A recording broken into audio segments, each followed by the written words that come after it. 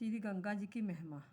पार्वती जी बोले, महामते, श्री गंगा जी के महात्म्य का पुण्य वर्णन कीजिए, जिसे सुनकर सभी मुनि संसार की ओर से विरक्त हो जाते हैं। श्री महादेव जी ने कहा, देवी, बुद्धि में बृहस्पति और पराक्रम में इंद्र के समान भीष्म जी जब बानस्या पर शयन कर रहे थे, उस समय उन्हें देखने के लिए अत्रि, वशिष्ठ, भृगु, पुलस्त्य, पुलह, क्रतु, अंगिरा, गौतम, अगस्त्य और सुमित्रि आदि बहुत से ऋषि आए।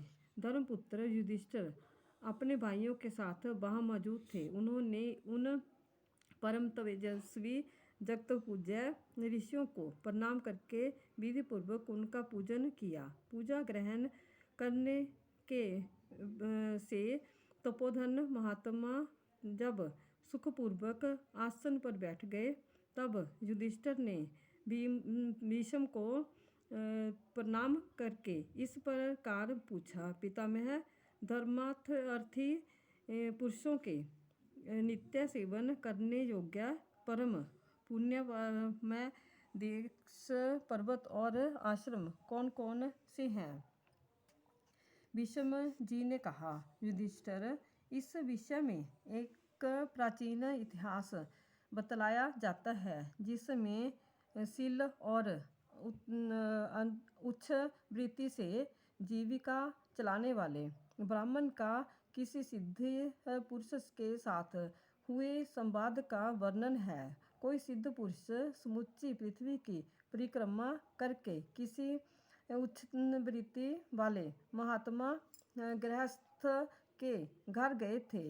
वह आत्म विद्या के तत्वज्ञ, सदा अपनी इंद्रियों को काबू में रखने वाले, राग द्वेष से रहित, ज्ञान कर्म में कुशल, वैष्णवों में श्रेष्ठ, वैष्णव धर्म के पालन में तत्पर, वैष्णवों की निंदा से दूर रहने वाले, योगभ्यासी, त्रिकाल पूजा की तत्वज्ञ, वेद विद्या में निपुण, धर्म का विचार करने वाले, नित्य नियम पूर्वक वेद पाठ करने वाले और सदा अतिथि पूजा में तत्पर रहने वाला थे।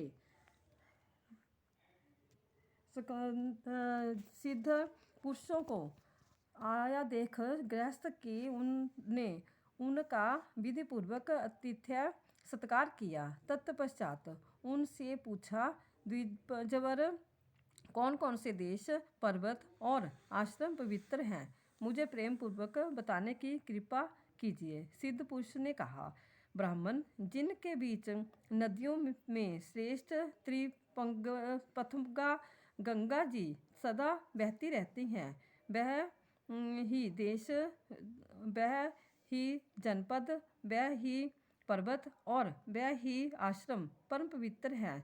जीव गंगा जी का सेवन करके जिस गति को प्राप्त करता है, उसे तपस्या, ब्रह्मचर्य, यज्ञ अथवा त्याग से भी नहीं पा सकता।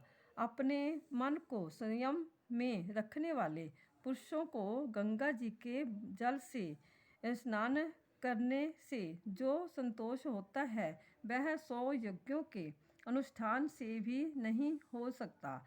जैसे सूर्य उदय काल में तीव्र अंधकार का नाश करके तेज से उद्भासित हो उठता है, उसी प्रकार गंगा जी के जल में डुबकी लगाने पर मनुष्य पापों का नाश करके पुण्य से प्रकाशमान होने लगता है। विपर, जैसे आग का संयोग पाकर रुई का ढेर जल जाता है, उसी प्रकार गंगा का स्नान मनुष्य के सारे पापों को दूर कर देता है।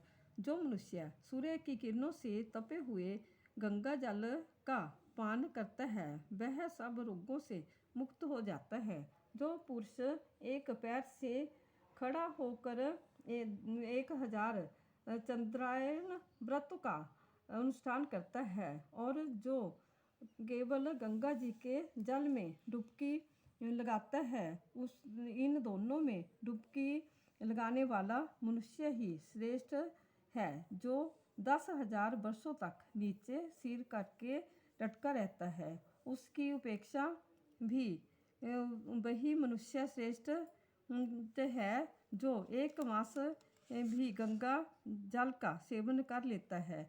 नरश्रेष्ठ गंगा जी से स्नान करके मनुष्य देह त्याग के पश्चात तुरंत वैकुंठ में चला जाता है। जो 100 योजन दूर से भी गंगा गंगा का उच्चारण करता है वह सब पापों से मुक्त हो श्री विष्णु लोक को चला जाता है। ब्रह्म हत्यारा, गो धाती, शराबी और बाल हत्या करने वाला मनुष्य भी गंगा जी में स्नान करके सब पापों से छूट जाता है और तत्काल देवलोक में चला जाता है। माधव और अक्षय वट का दर्शन और त्रिवेणी में स्नान करने वाला पुरुष वैकुंठ में जाता है। जैसे सूर्य के उदय होने पर अंधकार नष्ट हो जाता है, उसी प्रकार गंगा में स्नान करने वाले मात्र से मनुष्य से सारे पाप दूर हो जाते हैं। गंगा द्वार, कुशवर्त, बिल्वक, नील पर्वत और कनक तीर्थ में स्नान करने से मनुष्य का पूर्व जन्म नहीं होता। भीष्म जी कहते हैं, ऐसा जानकर श्रेष्ठ मनुष्य को बारंबार गंगा स्नान करना चाहिए।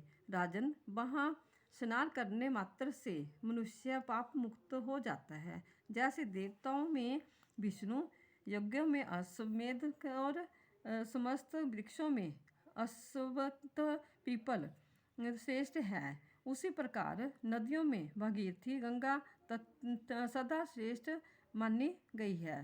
पार्वती जी ने कहा, विश्वेश्वर, वैष्णवों का लक्ष्य कैसा बताया गया है तथा उनकी महिमा कैसी है? प्रभु, यह बताने की कृपा करें। महादेव जी बोले, देवी, भक्त पुरुष भगवान विष्णु की वस्तु माना गया है, इसलिए इसे वैष्णव कहते हैं। जो सोच, सत्य और क्षमा से युक्त हो, राग द्वेष से दूर रहता हो, वेद विद्या के विचार का ज्ञाता हो, नित्य अग्निहोत्र और अतिथियों का सत्कार करता हो तथा पिता माता का भक्त हो, वह वैष्णव कहलाता है। जो कंठ में माला धारण करके मुख में सदा श्री राम नाम का जाप करते, भक्तिपूर्वक भगवान की लीलाओं का गान करते, पुराणों के स्वाध्याय में लगे रहते हैं और सर्वदा यज्ञ किया करते हैं, उन मनुष्यों को वैष्णव जानना चाहिए। वह सब धर्मों में सम्मानित होते हैं। जो पापाचारी मनुष्य उन वैष्णवों की निंदा करते हैं, वह मर जाने पर बारंबार कुसंगति योनियों में पड़ते हैं। जो द्विज धातु अथवा मिट्टी की बनी हुई 4 हाथों वाली शोभामयी गोपाल मूर्ति का सदा पूजन करते हैं, वह पुण्य के भागी होते हैं। जो ब्राह्मण पत्थर की बनी हुई परम सुंदर रूप वाली श्री कृष्ण प्रतिमा की पूजा करते हैं, वह पुण्य स्वरूप है। जहाँ सालग्राम शिला तथा द्वारका की गोमती चक्रांकित शिला हो और उन दोनों का पूजन किया जाता हो, वहाँ निस्संदेह मुक्ति मौजूद रहती है। वहाँ यदि मंत्र द्वारा मूर्ति की स्थापना करके पूजन किया जाए तो वह पूजन कोटि गुना अधिक पुण्य देने वाला तथा धर्म, अर्थ, काम और मोक्ष प्रदान करने वाला होता है। वहाँ भगवान जनार्दन की नवधा भक्ति करनी चाहिए। भक्त पुरुषों को मूर्ति में भगवान का ध्यान और पूजन करना चाहिए। संभव हो तो भगवान मूर्ति की रोजोचित उपचारों में पूजा करें और उस मूर्ति में दीनों और अनाथों को एकमात्र शरण देने वाले संपूर्ण लोकों के हितकारी एवं बड़े बड़े पातकों का नाश करने वाले सर्व आत्मा भगवान अधोक्षजा नित्य निरंतर स्मरण करें। जो मूर्ति के संबंध में ये गोपाल हैं, ये साक्षात श्री कृष्ण हैं, ये श्री रामचंद्र जी हैं, यो कहता है और इसी भाव से विधि पूर्वक पूजा करता है, वह निश्चय ही भगवान का भक्त है। श्रेष्ठ वैष्णव द्विजों को चाहिए कि वह परम भक्ति के साथ सोने, चांदी, तांबे अथवा पीतल की विष्णु प्रतिमा का निर्माण कराए, जिसके 4 भुजा, 2 नेत्र, हाथों में शंख चक्र और गदा, शरीर पर पीत वस्त्र, गले में वर्णमाला, कानों में वैदूर्य मणि के कुंडल, माथे पर मुकुट और वक्षस्थल में कौस्तुभ्य मणि का दिव्य प्रकाश हो। प्रतिमा भारी और शोभा संपन्न होनी चाहिए। फिर वेद शास्त्रोक्त मंत्रों के द्वारा विशेष समारोह में से उसकी स्थापना करवा कर पीछे शास्त्र के अनुसार षोडशोपचार के मंत्र आदि द्वारा विधि पूर्वक उसका पूजन करना चाहिए। जगत के स्वामी भगवान विष्णु के पूजित होने पर संपूर्ण देवताओं की पूजा हो जाती है। अतः इस प्रकार आदि अंत में रहत शंख चक्र और गदा धारण करने वाले भगवान श्री हरि का पूजन करना चाहिए। वह सर्वेश्वर पुण्य स्वरूप वैष्णवों को सब कुछ देते हैं। जो शिवजी पूजा नहीं करता और श्री विष्णु की निंदा में तत्पर रहता है, उस निश्चय ही रौरव नरक में निवास करना पड़ता है। मैं ही विष्णु हूँ, मैं ही रुद्र हूँ और मैं ही पितामह ब्रह्मा हूँ। मैं ही सदा सब भूतों में निवास किया करता हूँ। सभी प्रकार के व्रतों और 18 पुराणों की जानकारी वीडियो देखने के लिए हमारा चैनल सब्सक्राइब करें और वीडियो को ज़्यादा से ज़्यादा शेयर करें और लाइक करें, तो जो और लोगों को भी इसका लाभ मिले।